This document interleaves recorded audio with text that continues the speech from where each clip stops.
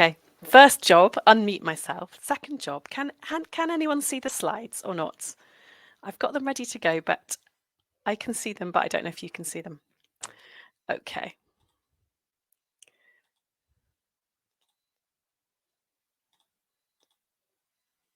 I don't know how to make them switch onto my slides. I've uploaded them into the system. So, oh, wonderful. There they go. Fantastic. Well, so thank you so much to Ian and colleagues for inviting me to take part in this session today. And I'm coming at this question of the school trip, the school run, from a slightly different angle than perhaps you might expect. And yeah, perhaps not the beginning that you were expecting. I'm trying to get to the next slide. Excellent. So the starting point for this talk today is a piece of work that we did last year for the Scottish Government through Climate Exchange. And that project looked at policy around sustainable travel behaviour for children, young people and their families. And we looked explicitly at everything apart from the school run. And I won't go into the details of what we found, but it was very revealing that actually a lot of our policy says things about school travel, but not about other travel. If you're interested in the findings, the link's there, or you can Google it and read it later. So that work made me think a bit more about policy and what's in policy, and going back to the policy documents that we reviewed. Can I get my next slide, please? Or there we go. So I've gone back to the policies of the 32 Scottish authorities to look at them in a bit more detail, or to go back to them and look at what the policy is saying about travel for children and young people. So I've looked in particular at the local transport strategies and any active travel plans in those local authorities. Not all of the local authorities do have separate transport strategies, so it's not full coverage. And I haven't admittedly got through all 32 yet. It's a work in progress. So I've been searching within those documents to see what they say. I use keywords, children, young people, preschool, high school, primary school, those sorts of things, to see what comes back. And I'm just going to share with you the things that I've been finding. So my next slide, please.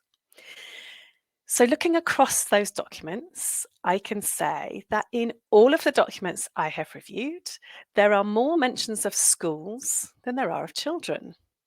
And I would just like to suggest that that is an interesting thing to observe, that we talk more in policy about schools than we do about children themselves. All policy documents also cover and include bike training, so road safety training. Bikeability is the name of the Scottish bike training for children at primary school. So all of the documents that I reviewed included bike training as one of the key policy goals and targets. So increasing the proportion of schools that offer bikeability training, increasing the proportion of children who have done bikeability training by the time they leave primary school. So another common policy goal is about increasing the number of children cycling and walking to school.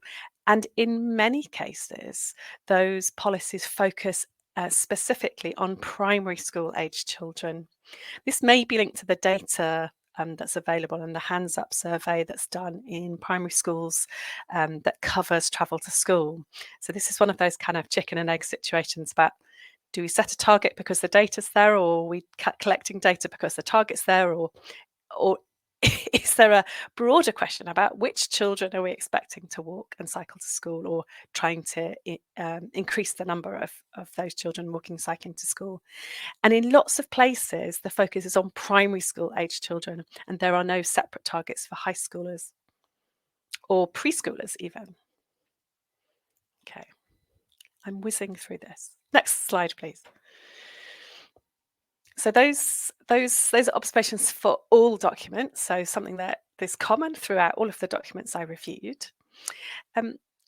It's also true that a good proportion of the documents that I reviewed talk about school travel plans and the idea that primary schools and secondary schools should have school travel plans, and to use that as a way of managing travel behaviour in and to and from school. Many local authorities also talk about school streets, so interventions around the school to encourage cycling and walking, so to reduce traffic around the school and to enable children to be safe, particularly in that last section of their journey. So changes to parking and those sorts of provisions. So most documents mention that, not all. And then some documents, so a subset of the documents, are talking about safe routes to school. They're talking about interventions and projects like iBike. Some of you might know that. That's an intervention around high school, looking at the drop-off in cycling behaviour between primary and secondary age, and particularly with girls. The drop-off of physical activity generally in girls, but so cycling as part of that. So encouraging and supporting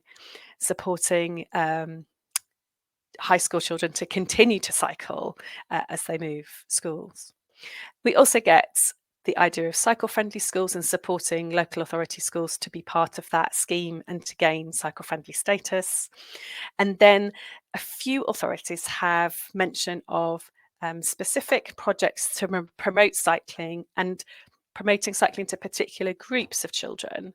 So there's Play on Pedals, which is a preschool intervention, so providing young children with the opportunity to learn how to ride bike before they start primary school, and in many cases to give them access to a bike or some kind of trike or a wheel device, scooter and things.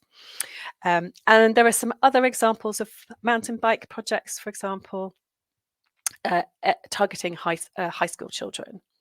So yes, there are some interesting additional things apart from those common strands about school travel plans and school streets, particular interventions around particular groups of children. So Play on Pedals for preschoolers, iBike for high schoolers, and some other local interventions as well in particular authorities. Next slide, please. Sorry, I'm trying to click it and then every time remembering that I don't have control. Okay, so at the other end, so these are just a smaller proportion of local transport strategies are saying this. So a smaller proportion of strategies actually differentiate between children of different ages and talk about interventions for different groups of people. In other cases, they just talk about children generally. And of course, those young chaps on that slide, they have very different needs to my teenagers, very different capabilities. So, so few documents mention those particular groups of children, and Glasgow City Council is an exception to that. So their local transport strategy does talk about those different groups and has interventions around those different groups. Very few documents mention non-school travel. And I want to make this kind of a talking point or something to think about why we don't talk about non-school travel in policy documents, and why we see children only as learners, as children, as you know, being educated, and not as people that go and do other things in the world, that go and play, that go and go to museums or libraries, or go to hospital and go to leisure centres and do sports. So most documents just talk about school travel. They don't talk about other forms of travel for children. It's starting to creep in recently that have started to talk about everyday journeys for children. A few authorities are starting to talk about access to bikes. So Play on Pedals I've mentioned, and there's been some schemes in Scotland, and the fact the Green ministers in Scotland have made the addition of the access to bikes for young people part of their offer. So children that don't have a bike, free bikes are provided. And that, again, Glasgow City Council is a wonderful example of talking about access to bikes, having loan libraries, having places where you can have a subscription so you can get a bigger bike as your children grow. And also, very few documents are talking about family cycling or the needs of different kind of combinations of people, the idea that children cycle with others, so cargo bikes and that sort of thing. So making infrastructure that fits with that. All right. So this is a really short kind of review of policy, but digging into the language that we use, the policies that are there, and what it tells us about our expectations about children and what they do and where they go. And I think one of the big challenges is about this. My next slide, please. One of the big challenges is the fact that we tend to see children just in relation to school travel, and we don't talk about wider travel behaviours. Could you just go back a slide? We've got two slides that look very similar, but they've got slightly different content. Thanks. So in the review and in the project we did last year, Aberdeen City became a really interesting example because they have, from their Sustainable Urban Mobility Plan in 2017, this really interesting overarching objective, which was about developing cycle infrastructure across the city. So low speed, low flow streets, segregated cycle lanes that would enable an unaccompanied 12-year-old to cycle through the city centre. So it's very different to those targets and objectives, which are just about enabling more children to cycle to school. This is a wider goal about the city centre, but very specifically about enabling independent mobility, not to go to school, but to do other things, to access the city centre in an independent way. And if we move on to the next slide, please, we can see a new iteration of that goal, which is to enable all young people to travel to school by active travel or sustainable modes, and providing skills and infrastructure to allow them to undertake journeys safely and independently. So although we've got school travel in there, we also have in the second part that broader goal about enabling young people to travel independently and safely and providing infrastructure to do that. So not just providing road safety training at primary school and having school streets around the school that allows children to make those types of journeys, but actually those broader other journeys, the everyday journeys. So my last slide, please. So just to conclude, and as I say, this is a work in progress, so I may well add some more nuance to this analysis in due course, but this is an evolving policy area around children and young people and mobility. We're seeing, or I'm seeing in the Scottish policy, some diversifying of the language and the focus, so away simply from school travel to other types of everyday journeys, away from just training to also infrastructure, access to bikes as well, training not just for primary school children, but for older children and returners and adults too. But at the end of the day, school travel is still a universal policy goal and a universal target in Scottish policy. Thanks.